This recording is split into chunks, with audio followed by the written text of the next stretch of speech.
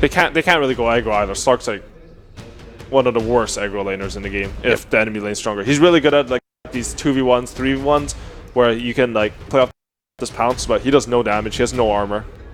And Axe is a terrible matchup versus Omni anyway, so they don't want to do that. Yeah. So I think TNC bans out the Ember because they don't want Faceless to have something that sort of enables the Switch Locked and Omni to cast their spells. Omni needs someone to go in. Ember's a really good hero when you can run into your opponent. If you don't have to run away on that hero will do insane amounts of damage. And do you not think the Ember was good for TNC? I wouldn't want to play Slark, Ember, Chorus versus Anti-Mage. I think it's very waiting to lose the game. I think TNC needs something to push though.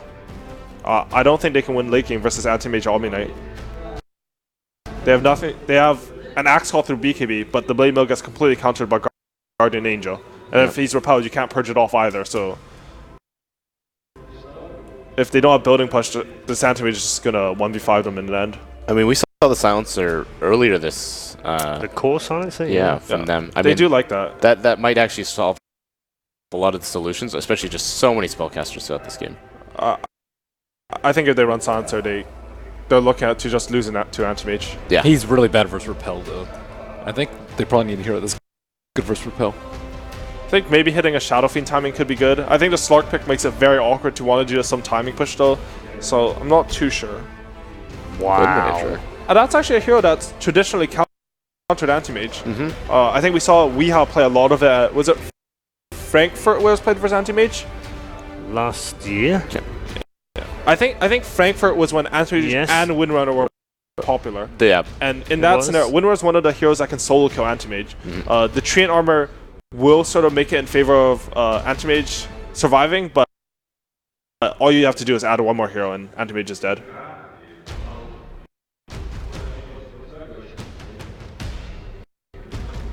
I think we've only seen Windrunner here as a support. Yep. I think EG's been the only team that's been running it, and they run it as a roamer, either on crit or Zai. Yep. Well, it's been picked 5 times and it's 4-1, so that's not bad. Yeah. So I'm excited to see a core Wind Ranger. I haven't seen it in a long time. It'll be interesting to see. What was the last pick? I missed it. I don't think it came up yet. I don't know if it came up for us. It yet. No, I didn't think we managed to get it, unfortunately. There it is. It hasn't actually happened it hasn't yet. happened yet. Yeah, okay. Alright.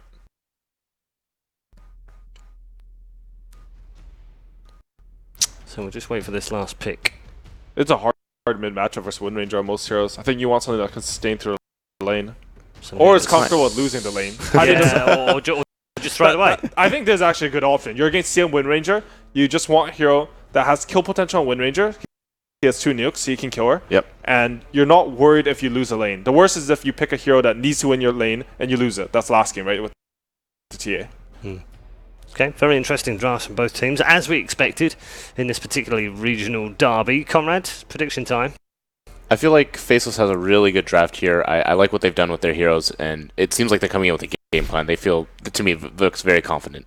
Okay, so Conrad goes for Faceless. Ben? I'm going to go with TNC. I see severe damage issues on the side of Faceless, especially if AM doesn't get super huge.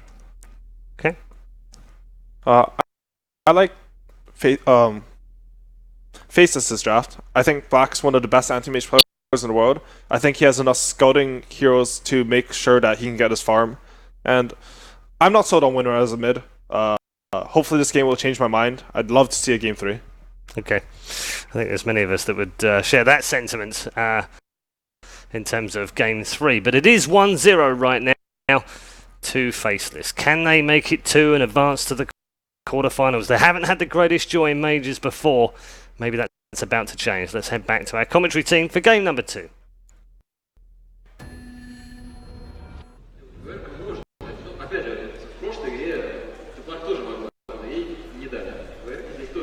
Thank you very much, Paul. Indeed, we are here live in Kiev, ready for game 2 now. TNC versus Faceless. I'm ODPixel. I'll be joined once again, of course, by Cinderin.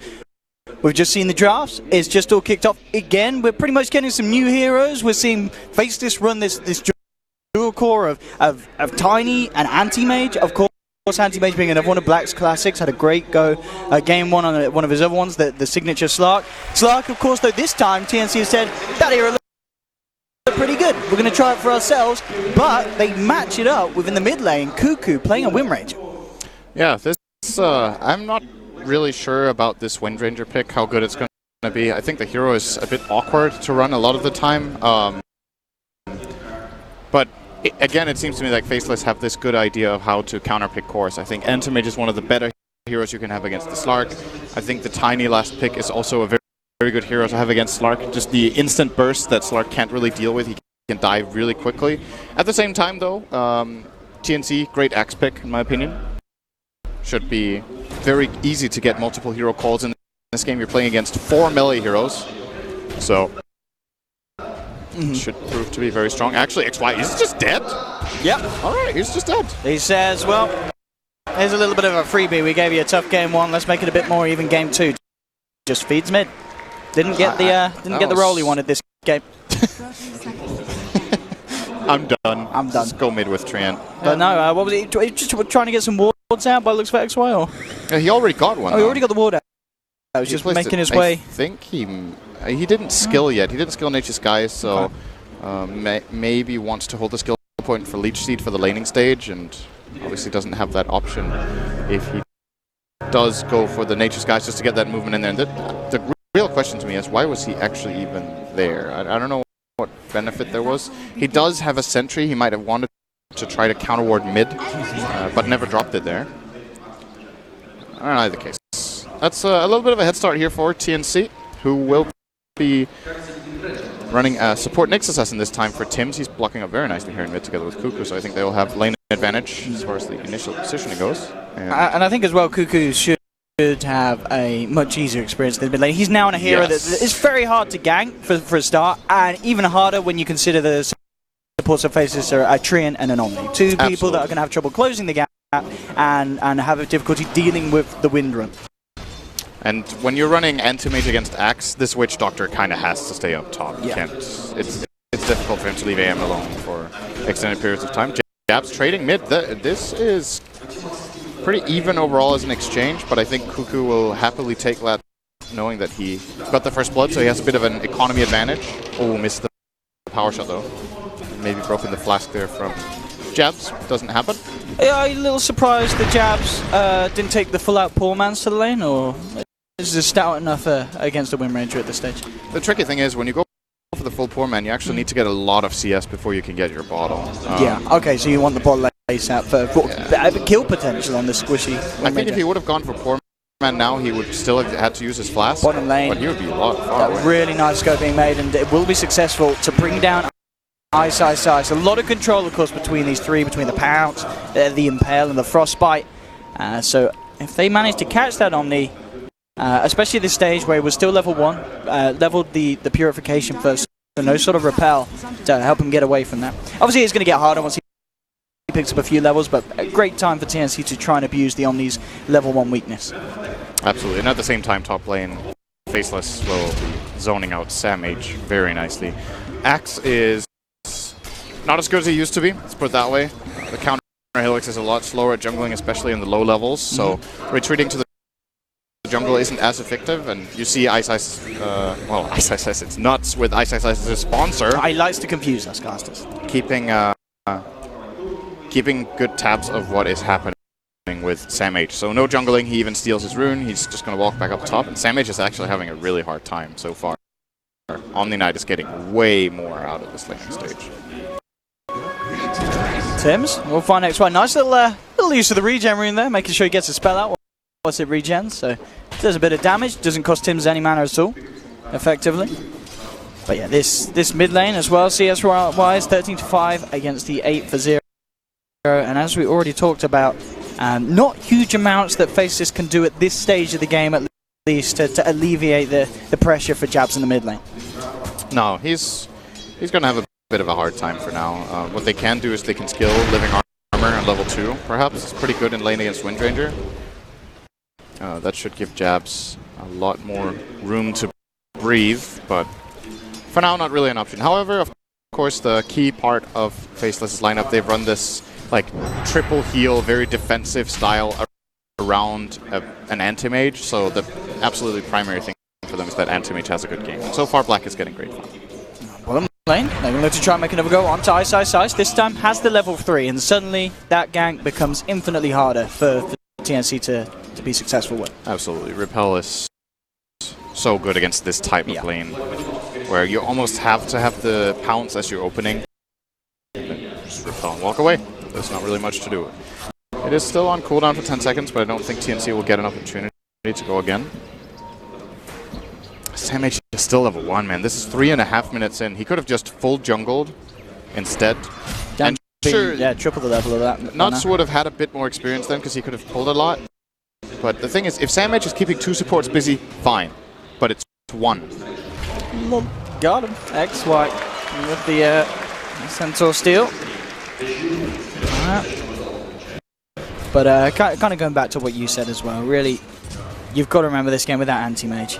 As you say, we've seen already a series before in this tournament where you could be down 20 kills and still winning the game as long as that anti-mage is in a strong position. The question I'm kind of intrigued to see is, does he do what Burning does? Are we going to see a Midas come out on Black into the Battle Fury, or do you think he will just stick with the Battle Fury, something a little more orthodox, or is he going to go absolute greed like Burning did? I think he's going to play more stable. I think Black feels more comfortable just playing the treads into Battle Fury build. Yep.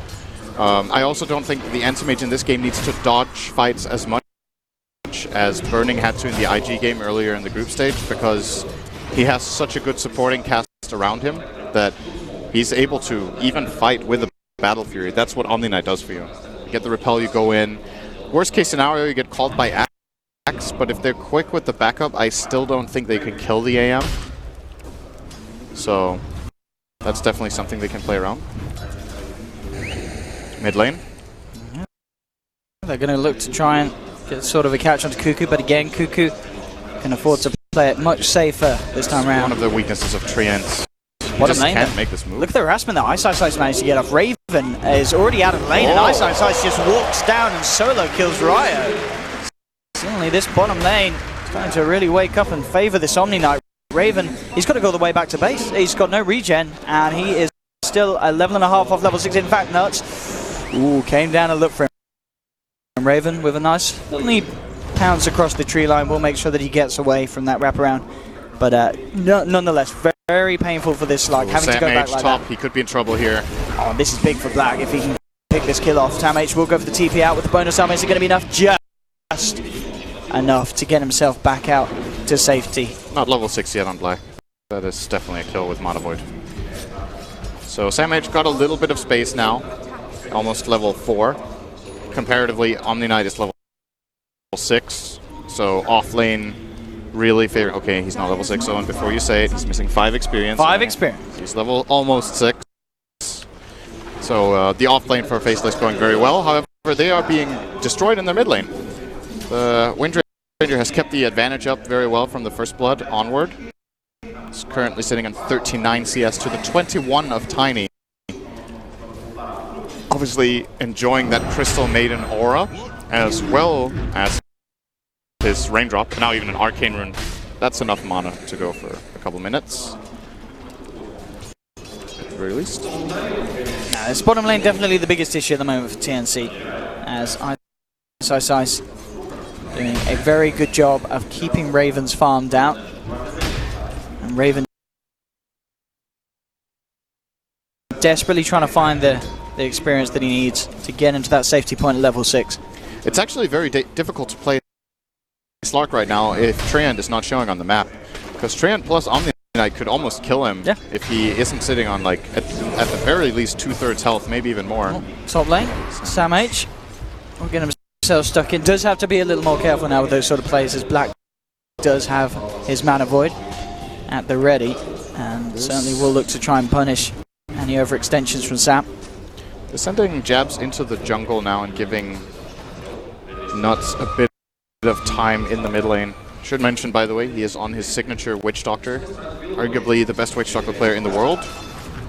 In my opinion, extremely good at that hero since all the way back in MVP. Yeah, it's always been a go-to pick. Nuts and the boys. Mid lane, we are going to see a smoke from TNC, Riot and Tims. Looking to try and get some sort of catch onto either the mid laner or ideally finding the Tiny wherever he backed off to. It's going to be a TP through, but next to the shrine, not the target they want to be trying to go for. Bottom lane, Raven. You mentioned it earlier, Sin. These two heroes can kill that slug with absolute ease. In the mid lane, though, TNC will find the trade. But of course, at the end of the day, it's not worth it for TNC. They move their supports away from the safe lane, and Faceless very quick to punish that. It seems to me that Faceless go into every game with one primary target in mind. They like... It's like a mark on Raven's back right now. He's the guy they want to kill. Oh, the courier as well. Might be the second target they want. Not going to get it though. So this game, they're targeting Raven really hard. And the Slark, that's the hero they feel like is going to be a big threat. Oh, and Teammate's going to find Ryo as well. Black with a solo kill here. Really once again, looking really good for Faceless this game, similar to game number 1. Not as dominant, but no, for sure. They're building the kind of early game that their line wants. It's just the difference between their two safe laners. This anti-mage compared to the Slark, night and day at the moment. Life may get a little easier for Raven once he hits the 6. Even if that... he could die before that. Yeah, we're going to see Tims try and come in to maybe help out a bit.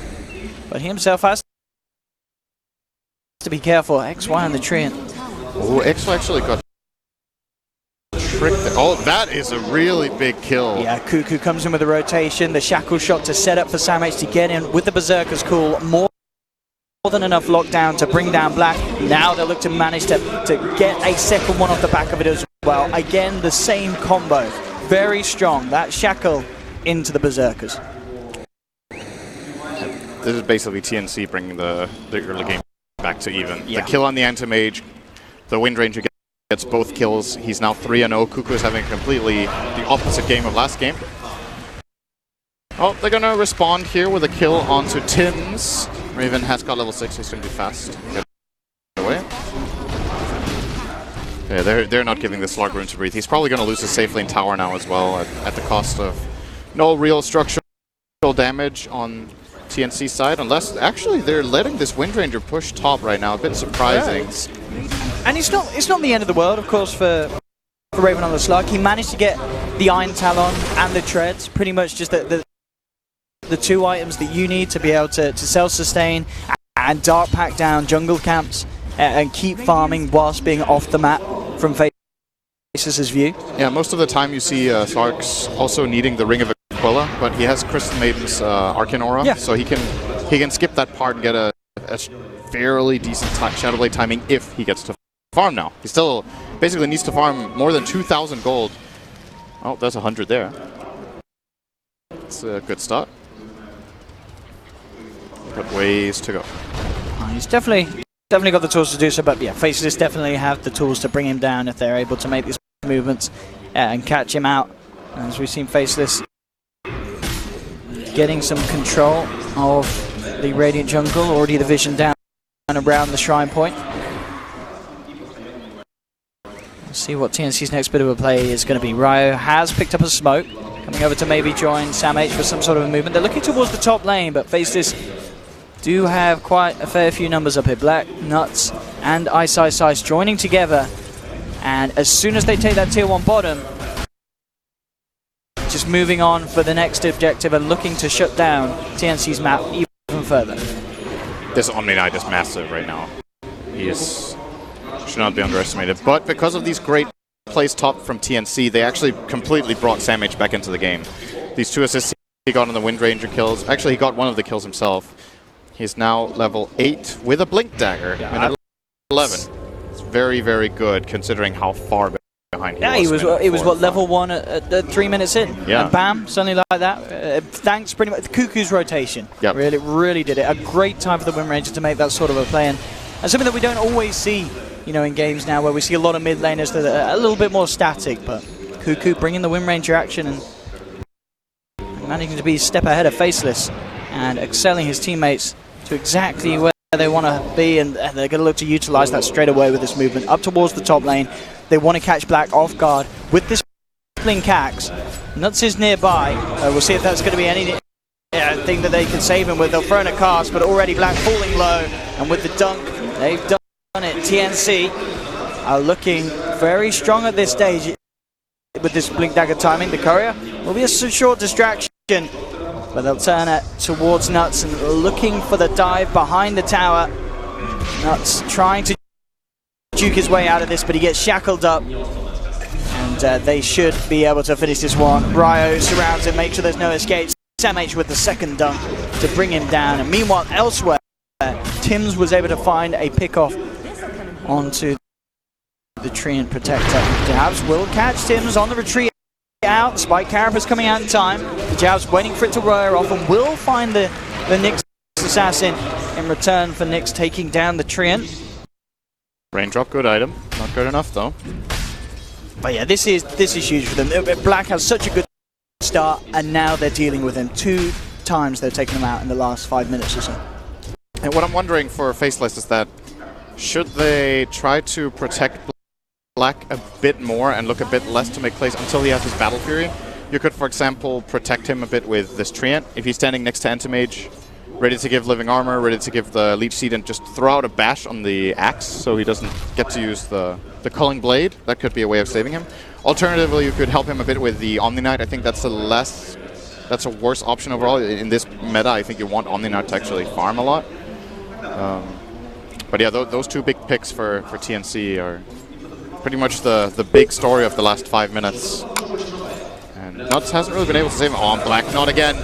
There's the initiation. This time Jabs is prepared to turn around and bring the pain back towards TNC. Cuckoo bursts it down low. The Maledict will begin to tick it down as well. Black jumps across looking from the tree line. SamH with the call again.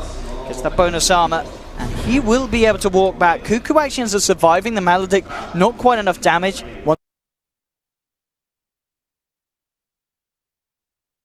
Once again, infused raindrops coming into play, saving that Wind Ranger's life. And Cuckoo will be able to TP himself out. So Faceless did manage to protect Black and come back in with a kill in return, but it certainly could have been a lot more painful for TNC there. Yeah, this was actually a nice way of doing this from Faceless. Like, in essence, they wanted to protect the aim, but rather than... Oh, that's a dead Witch Doctor. And SamH comes in just in time to get the call, make sure there's no successful TP out for Nuts. And with that in mind, TNC still continue to drive the overall flow of this game, and Raven is getting the space because of this. Still, quickly, this previous play on Black, it's good to see from Faceless that they've identified that, okay, this is TNC's plan right now. They've done it twice, maybe they'll do it a 3rd time, and rather than having just the defensive supports protect, they actually just have a counter kill set up. They bait AM with Tiny in position, which is a pretty big commitment. You know, your 2 cores are in the same place, but they read it beautifully. Very nice Carapace here from Tims. And do they have detection? I don't think they do. They actually don't. The Vendetta is an easy way out for Tims. Beautiful. And Faceless just bringing 4 heroes to this area of the map, so heavily reacting but unable to punish. TNC looking a real step above what they were able to bring to game 1 already.